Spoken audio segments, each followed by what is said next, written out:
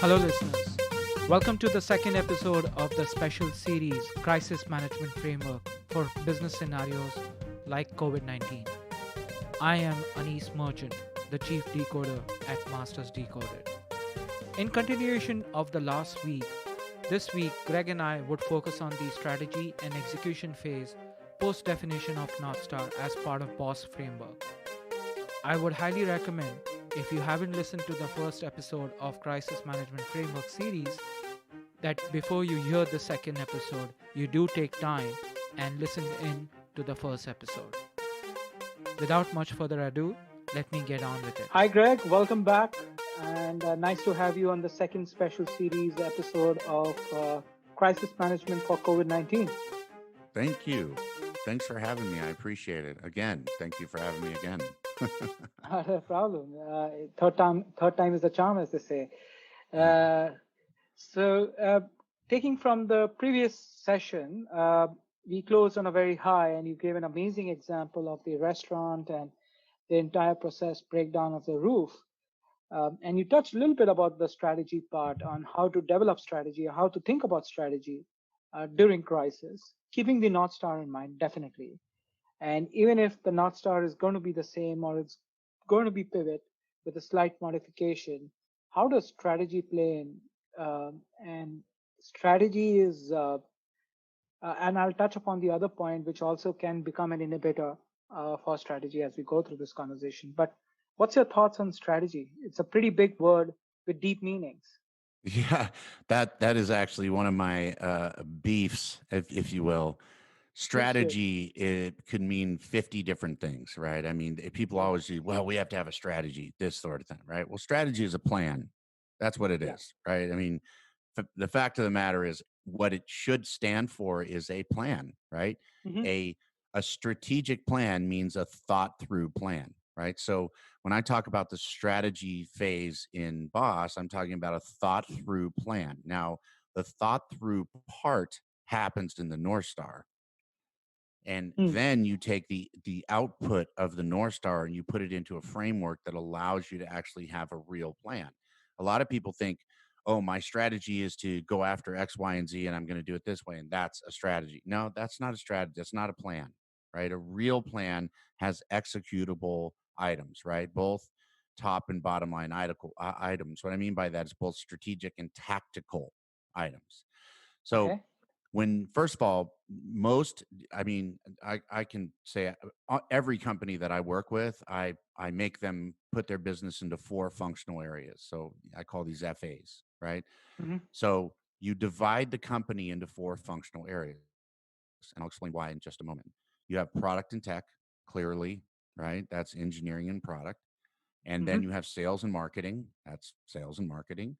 You have shared services. These are any services that are shared amongst everybody. So this is HR, legal, finance, and IT.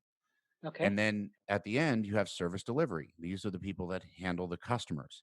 Now, those functional areas, if you divide them into 2, so you say sales and tech and service delivery.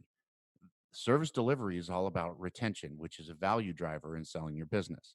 And sales and marketing is all about growth, which is a value driver, right? So you have a functional area that has a top line lag indicating value driver. Does that make sense? Yes. On the other side of the equation, you have margin. That's shared services and product and tech. And product and tech then spans across all of them because they aid the ability to get and keep customers. Does that make sense? So those 4 functional areas divide up and have accountabilities to the value drivers that create the value of the business, the multiples, everything. Okay. Okay. So that's the first thing. Now that you have the 4 functional areas, you start out with a mission. So a mission is from X to Y by date. So this is, I want to go from something to something, and I want to have that done by a certain date. It's time bound is very important. And so the from and X are all in some form of an integer, right? So it could be a number, a percentage, or a dollar amount. So I want to go from, 500,000 to 1 million, or I want to go from 20% complete to 100% complete, or I want to go from 10 to 100, right? By a certain date. Now the mission is defined. Does that make sense? Yeah. Underneath the mission, you have your objectives. The mission is owned by the C-suite. The objectives are owned by the middle management. The objectives are now developed by that middle management on orders developed by the indicators that are in the mission. So now the middle management says, okay, the C-suite says, okay, I want you to go from this to this by this date. How are you going to get it done? I want you to come up with 3 to 5 objectives, key objectives. So that Okay. middle management now comes up with 3 to 5 objectives that will accomplish that mission.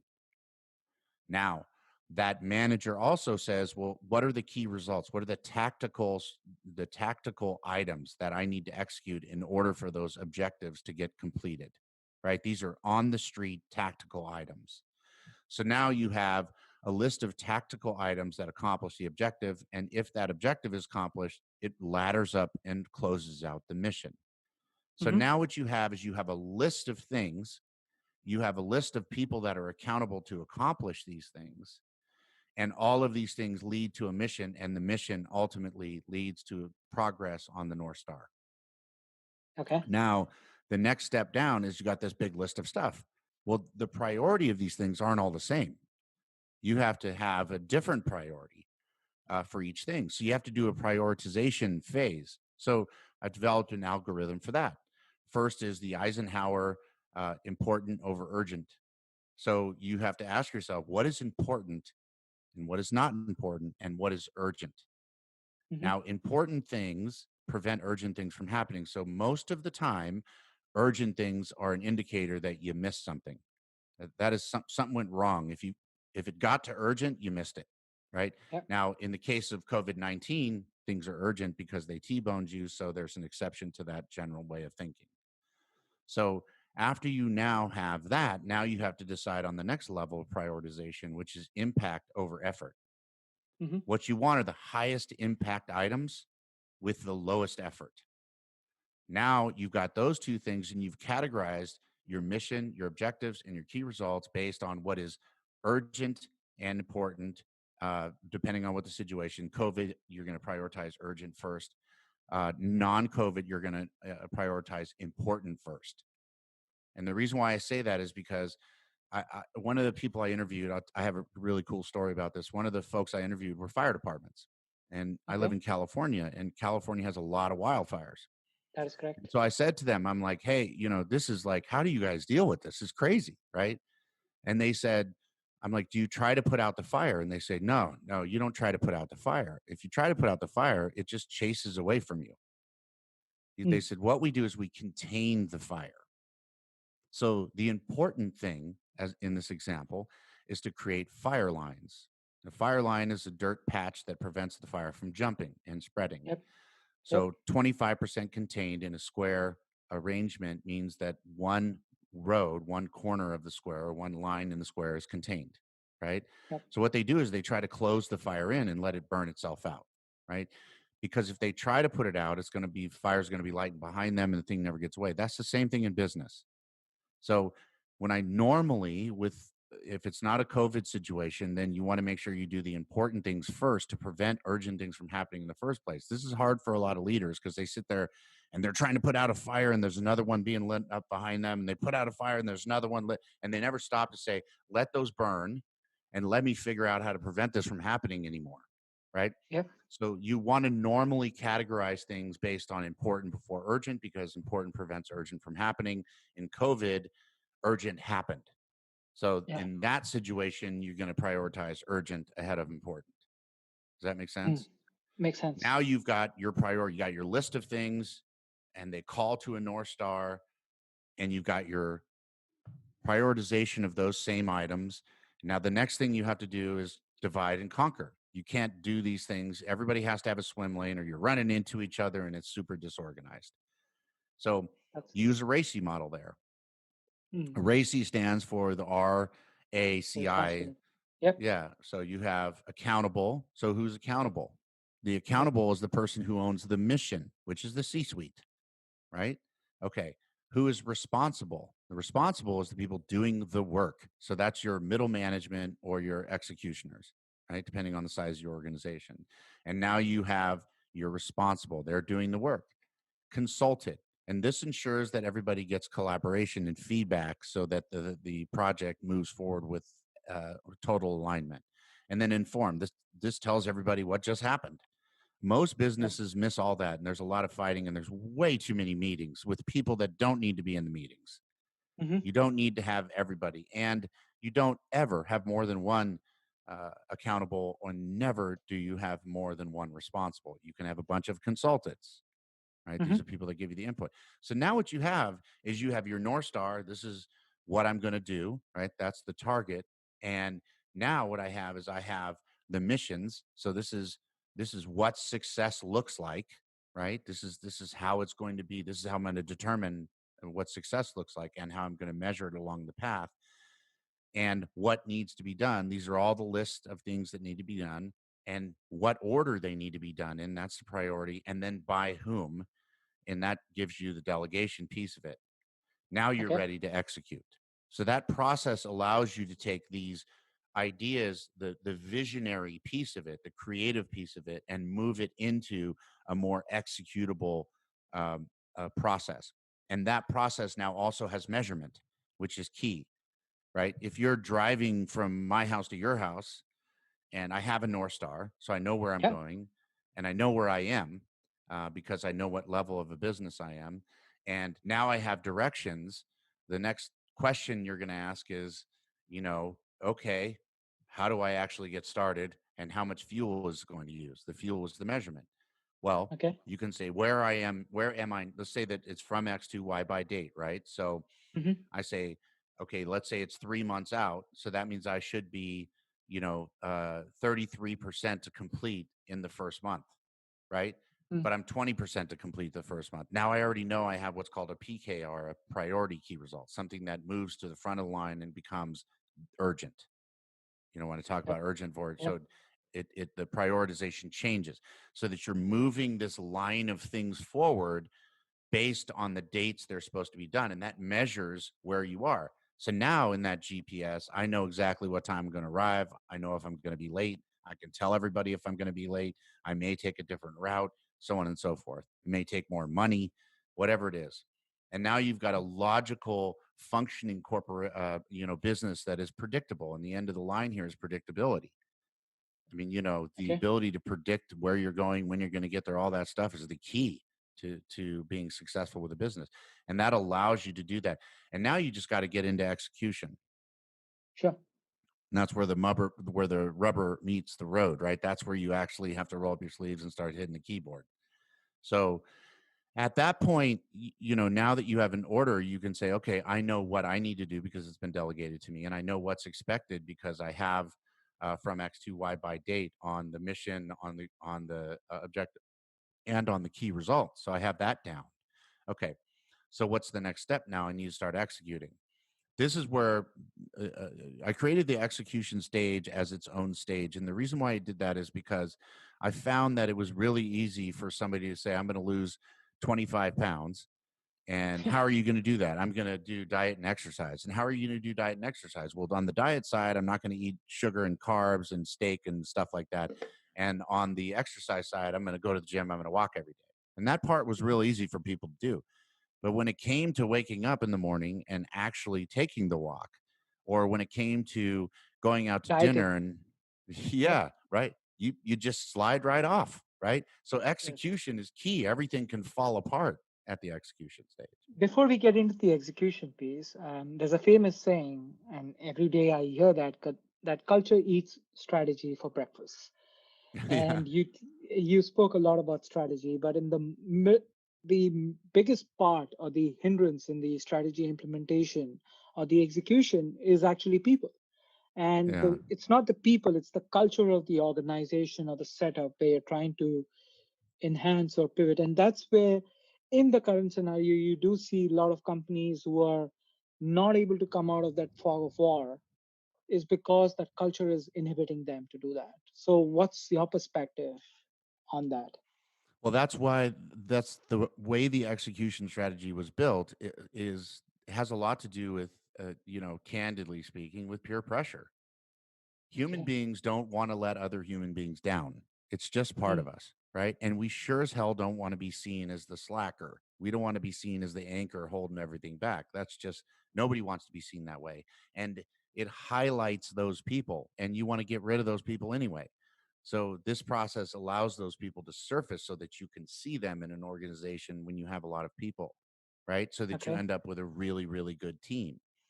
So what I do with that is, first of all, there's a sprint, and a sprint is the list of items that that team is set to execute on that week, right? It Okay. could be that month, it could be that whatever your sprint period is, but let's say it's for that week. So now you have your sprint, and every morning you have a scrum meeting. So you get up, and we do it every day, even with my companies, every single day. You get up in the morning, and everybody gets on the phone, and they say, okay, what did you do yesterday? What are you doing today? And is there anybody on the phone that's blocking you or can help you? Right. And everybody says, well, yesterday I did da da da da da. Today I did da da da da da, or I'm going to do da da da da. And I have John's blocking me because I'm waiting for a contract. And John Mm-hmm. says, hey, man, I'm on that. I'll get it done today. I guarantee Mm-hmm. you tomorrow, John doesn't say again, I didn't get the contract done. Right. He doesn't want to be Yes. that guy. So now you've got that. Every night people write a daily email. The daily email is the same outline as what is the scrum, and that's what you talk Mm-hmm. about the next morning in the scrum. So you write a letter, and it says, you write an email, and it says, this is what I'm doing. This is how close I am to complete, so percentage to complete. This is uh, what I did today. This is what I'm doing tomorrow. These are my blockers. And then the next morning, people just look at everybody's email, and then that's the format for that meeting. It should take about 15 minutes, and that creates the burn down, right? Which is just Mm-hmm. basically if you had a list and you start to burn down the list, it gets smaller and smaller, and that shows up in the MOCM, which is the mission, stands for mission, objective, key results, and measures. That's the thing we went through in the standardization, or sorry, the strategy phase. Yeah. Um, and that's the execution phase. It's actually very simple, but it's this, I had thought about many times, like, do I really need it? And then I thought, you know what, you actually do need it. In 25 years of working with business, I was like, you need it. And not only that, it has to be its own stage in Boss, because it's that important that it needs to have a spotlight on it, because not doing execution is ultimately faulty. It's like driving around with a loose lug nut on your rim, right? Eventually, Yep. it's going to fall off. So when I look at execution, and it's very impressive, it's almost like an agile and speed to market and speed to business kind of thinking, Hmm. where you have to move quickly versus North Star, which is the North Star, like it's the goalpost which you're trying to aim for, which requires companies to also be marathon runners. If I have to kind of draw the analogy, you have sprinters and you have North Stars. So how do Hmm. you balance that? How do you ensure that the execution strategy align to the North Star, and you don't, because in as you get into the execution, you can move in different directions and miss the North Star or get redirected from North Star. How do you see that? Because That's what the strategy phase is for. So the strategy okay. phase, if you were to have a spreadsheet, right, and you were to have four tabs, one for each functional area, and the top of the sheet would say the mission, and then it would Hmm. say from X to Y by date. Underneath that would be 3 to 5 objectives, and underneath those would be 3 to 5 key results. The next row over would be prioritization. The next row after that would be the RACI. And Okay. now you have that stuff down. Then you put in, all right, who's doing what? That's the RACI, and now that's what you execute on. And because that derived out of the North Star, it keeps you on track. So Okay. I use this analogy a lot. If you're trying to cross the ocean and you're 1 degree off, you're going to end up in a whole nother continent. And to your Yeah. point, running a marathon is a long way and you can get lost very easily, but they have markers along the marathon to tell you where you are and where you're supposed to be going. And that's what that Strategy strategy phases. phase does, right? You're Okay. executing on a strategy that's already tied to the destination. That's beautiful analogy. Strategy being as a marker. But have you seen strategy changing as companies go through the execution? Yeah, it can change, but Okay. it's very rare if they think through the strategy in the first place. You have to realize that when you put something like this in place, this is like a machine. I mean, this thing goes, it's like a locomotive, right? It is a very positive thing about Boss is that once you get it, it's hard to get going like a train. It's hard to get once it gets going, it can pull a lot of weight a long way with using very little resources, but it's hard to stop. Hmm. So if you have to think about it. You have to think about I'm turning on a train here. I'm going to go from here to there. I want to make sure that that's actually where I want to go. Now, I'm not saying it's impossible to stop. You can stop a train in relatively short order, but it's easier to change tracks, right? So you're going down the train, you're going to stop it completely. That's a different story than just switching tracks. You might slow down while you switch tracks, but you can keep going in the general direction. So that's why I say the North Star, it's rare that people actually change the North Star, because really what it's all about, and when you look at the North Star, is the customer that you're selling to, and that customer being the right customer for the person that's buying your company, right? That's And there yeah. are two types of businesses: those businesses that take advantage of an opportunity, make money, right? And that's a bull market business. And then you have businesses that save money and they solve a problem, and that's a bear market business. So, like in my portfolio, when COVID happened, we had to basically change the narrative but not change the business. So our business was focused on, this is a particular business was focused on, selling this software because the software was going to enable its users to make more money. When COVID Okay. happened, we changed the strategy to say, hey, you should buy this software because you can turn off this other software and save money. You Hmm. see what I mean? So the Yep. narrative change, that's just a change on the tracks. It's not a Okay. complete full stop, right? And we Hmm. did that through the crisis management because we realized the customer's disposition. In a bear market, customers are, they want to save money. They're not thinking about making money because they don't see anybody making money, right? Yeah. They want to save money. They're like, how do I hold on and fight through this? It's like sitting through a storm, right? Yep.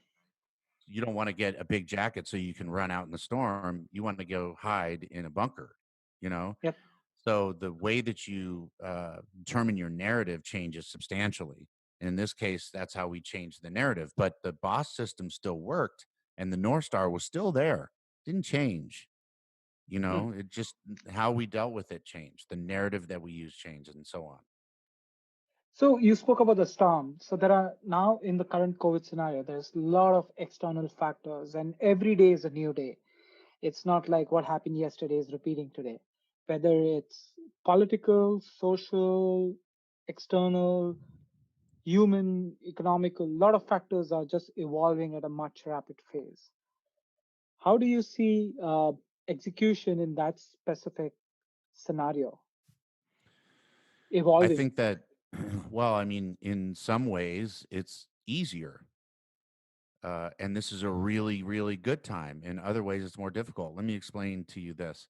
Whenever something like this happens, those that are hanging on by a thin thread will fall away, and those that have strong footing will stay around. Same thing like a storm, right? Hmm. Okay, so when that happens, it actually eliminates competition and allows opening. So imagine a forest is burning Hmm. and the trees burn, but the seeds don't. In fact, the Yep. seeds, the ash from the fire feeds the seeds, and then the seeds use it as fertilizer, and then they grow much more rapidly because there aren't other trees shadowing their growth. Yep. So in COVID-19, you can see that those restaurants and different places around there that are closing are those folks are going to go out of business. But those people that picked up Uber Eats and Grubhub and drive-by pickups and did everything in their way to try to stay in business, those people are going to succeed. And actually, they're going to do much better because there's less restaurant competition. Mm. So, open your eyes, right? And think to yourself, wow, if everybody else is shut down, maybe I should open. Just do it in a different way. Yep. Maybe I should do something that nobody else is doing. There's a Chinese restaurant in New York City, and they had like 100 stores, Mm. and everybody else is shut down. And these guys right away cleared out all the tables in their restaurant. except for a line of tables that go across the middle of the restaurant for people to pick up their orders. They separated them by 6 feet and they put a piece of plastic between them. And then they said out front, they said, hey, we're open, come and, order. You can order in store, you can order on your app, or you can order through Grubhub. And they set up a whole station for those, driver pickups like the Grubhub or Uber Eats or whatever. And these guys are killing it. They're killing it. In fact, the guy said he's growing. And I'm like, why are you growing? And he's like, this is a perfect time to grow. Nobody else is. Wow. Rents are down. Everybody is like excited. Everybody's rolled up in their caves, and this guy's coming along saying, hey, I'll rent your store. Nobody else wants to rent it right now, and they're not going to for a while. And this guy's proven that he can make money even in this situation. This is a perfect time to open a store.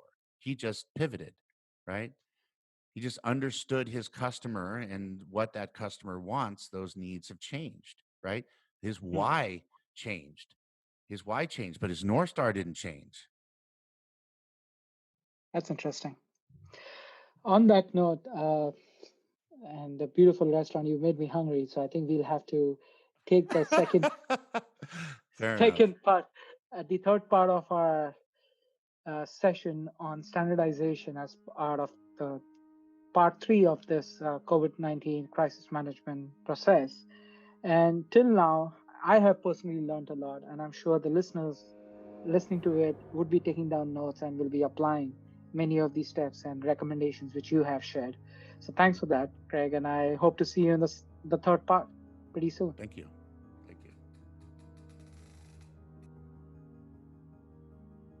Thank you for listening in.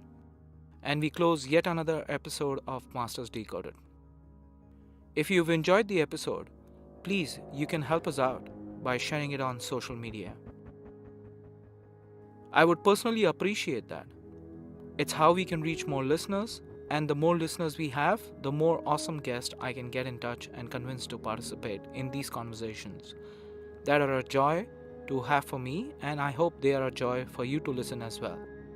You can also help a lot leaving reviews on iTunes or your podcast service of choice. Reviews are surprisingly helpful in supporting the podcast to get to more listeners. If this episode has intrigued you, I would request you to subscribe to the podcast to stay up to date and get notified to the future episodes. With that, I bid you and see you in the next episode.